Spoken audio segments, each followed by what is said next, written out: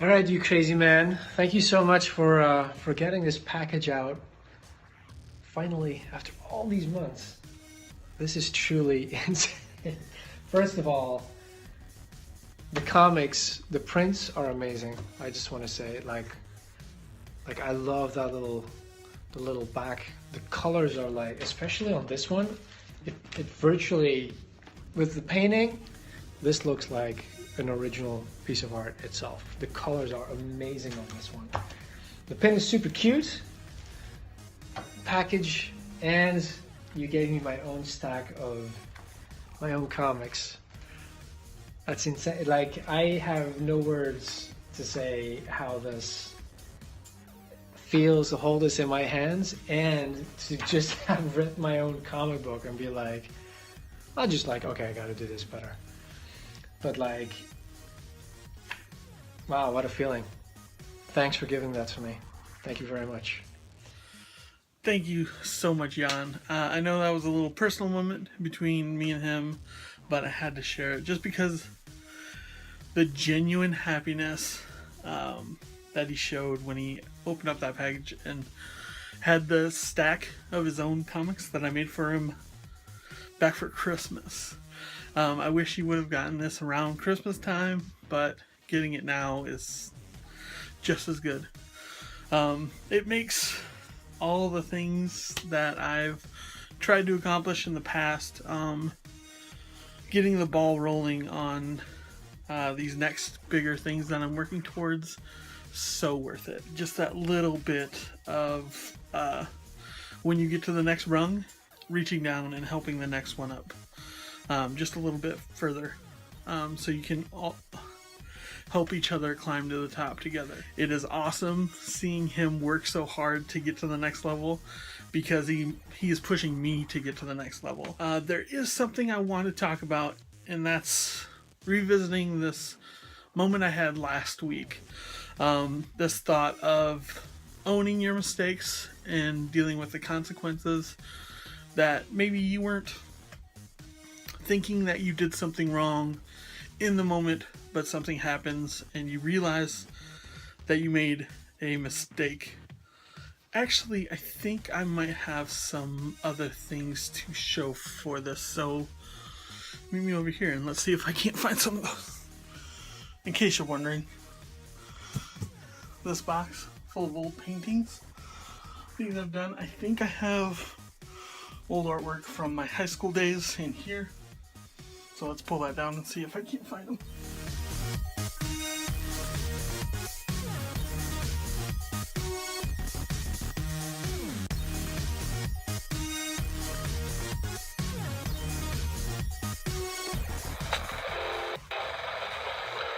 Feeling we are getting there. So what I wanted to, okay, you know what that means. If you've been watching for a while, that means we got mail. And how do we get our mail? You know how we get our mail. We get it through the Vaculux, which is this mail delivery system, this vacuum tube system. So here we go. Let's see what we got. And as usual, he probably threw in a bunch of extras. Let's see. Yes. So looks like we've got, oh man, a bunch of postcards in here. So that Samuraiox is one prolific dude, man. He's always putting out books. I wish I could put out as many books as he does. So, but it gives us something to shoot for. So, anyway, I'm gonna get back. Yesterday, I didn't get a chance to show you guys any of the comic creations. We kind of ran a little bit long, so I wanted to show you today. What we're talking about is the Adrian Syaf. I'm probably mispronouncing that, but he did the art for X-Men Gold #1. He has 3 issues of artwork done for it, and then they're switching out creative teams for the next 3, and then I think 3 after that.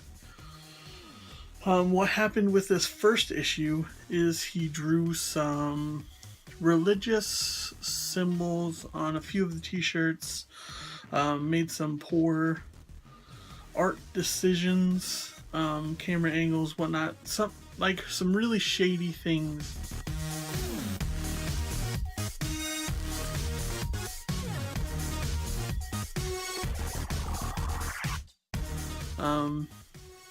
he came out to the American press to say it was all a mistake, misunderstanding.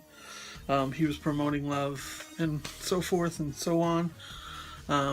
Then he came out and was telling foreign agencies that everybody had figured out what it meant. It meant exactly what everybody thought it did.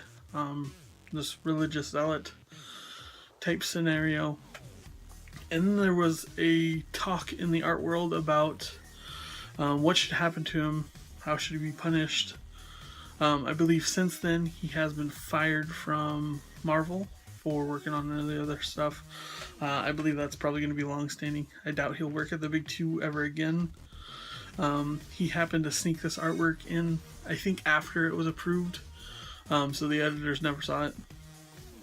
And then when the issue finally came out and everybody was questioning it and found what it meant, kind of blew up from there. The reason I'm bringing it up is because a few of my favorite artists actually chimed in and were on the beliefs that he had made a mistake, that he was in the wrong clearly, but he didn't understand how big of a voice he had. We had been kicking around this discussion in my comic group for a couple weeks, and then when we went live with the comic discussion, I actually realized that this had happened to me in the past, where I had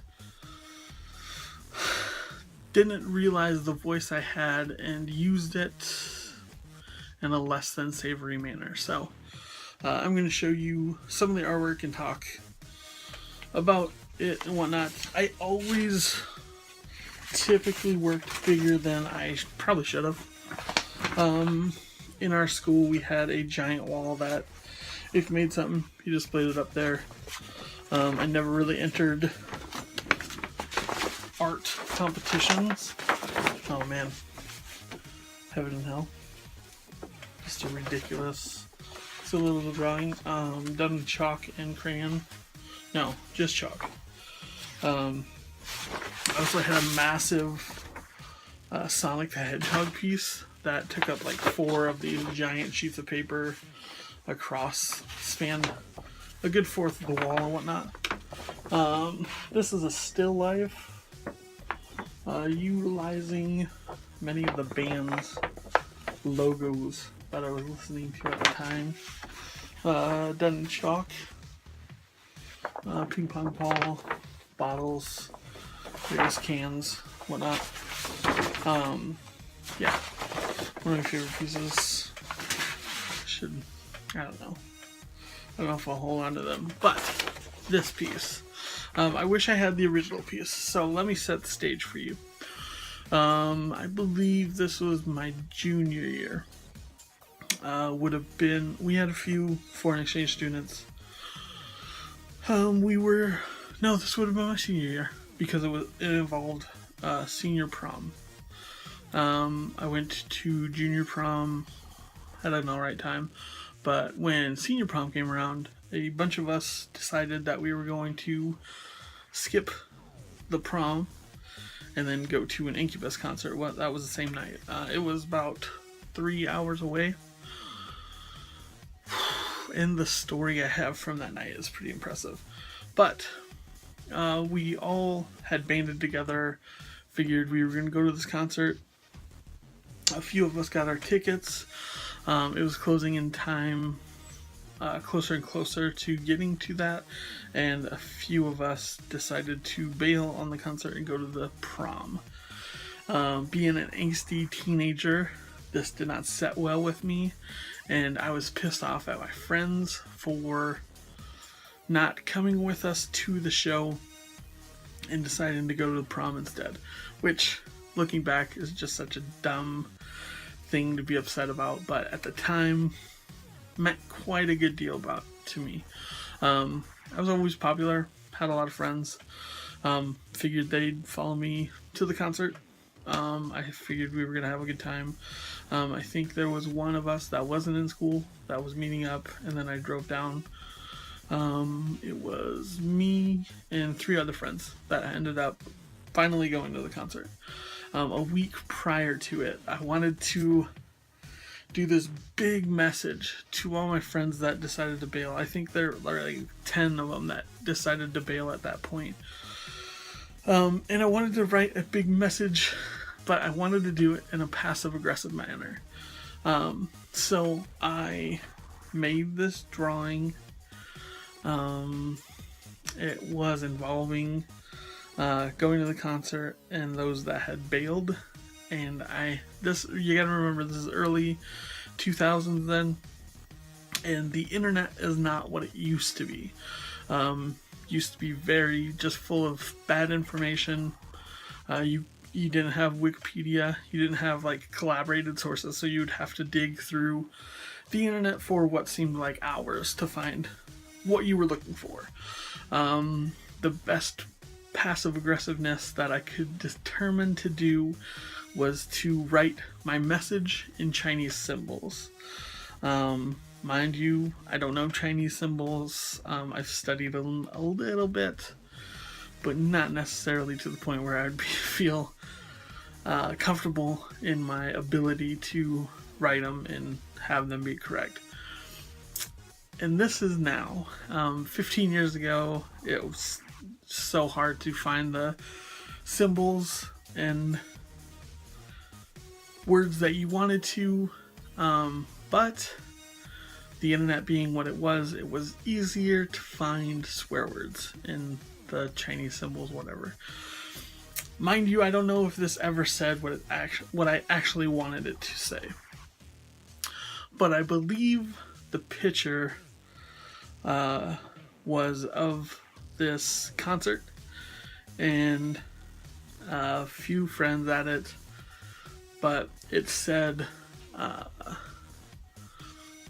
explicitives. So if you don't want to hear explicitives, earmuffs or something for like 10 seconds. I think it said, you all motherfuckers are dead to me.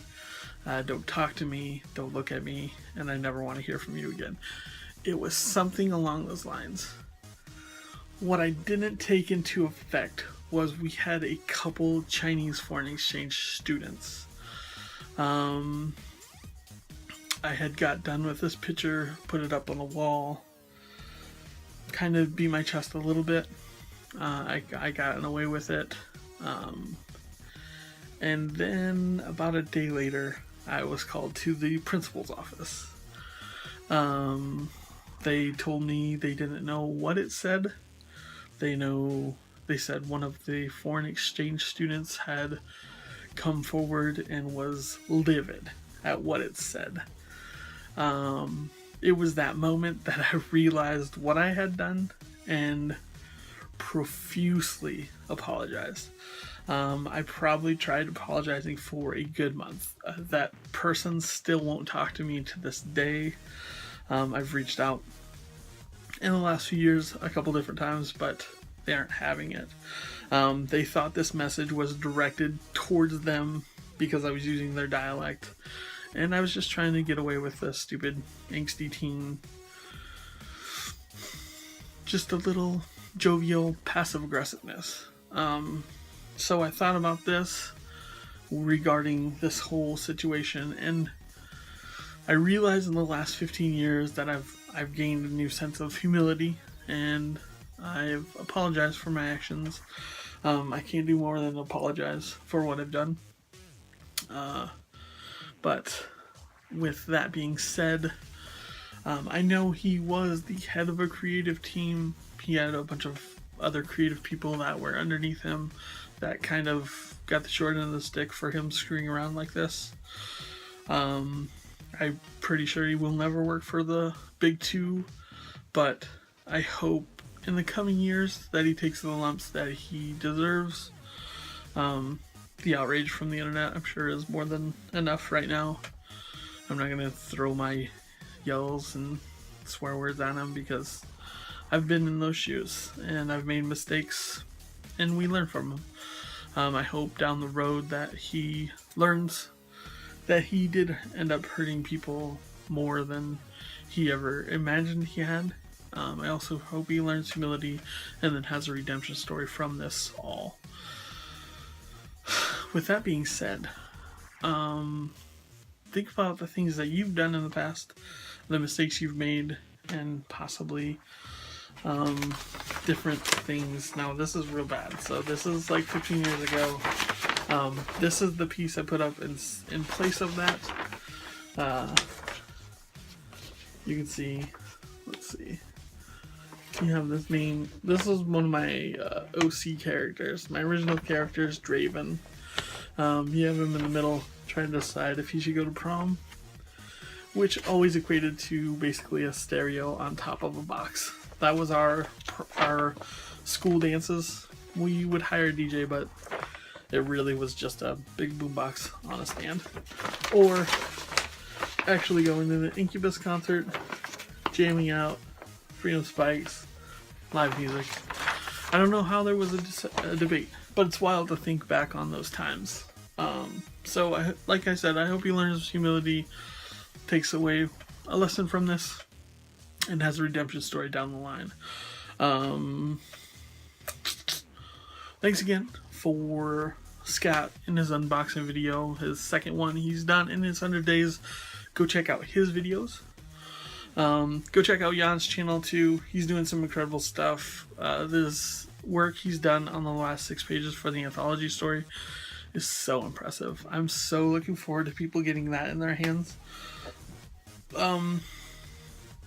Talking about his actual comic I got printed up. I will have a few of those that'll be, I think I have about 10 of them left. I'm going to be holding on to them for the second trade that I do, and then I'll be dispersing them amongst different people's packages for that Kickstarter. So look forward to that if you haven't gotten that. Other things that I wanted to bring up. If you're not subscribed to my Patreon, or at least following it, I should be putting up the last couple chapters of the Bucky Saves the World that I've been writing. 3 of them are up right now. I'll probably post 4 after I get done writing this video, so 4 should be up now. 5 will be up in the next few days. Definitely check that out. It was a great writing exercise. Also, my Patreons will be seeing my April sketchbook early.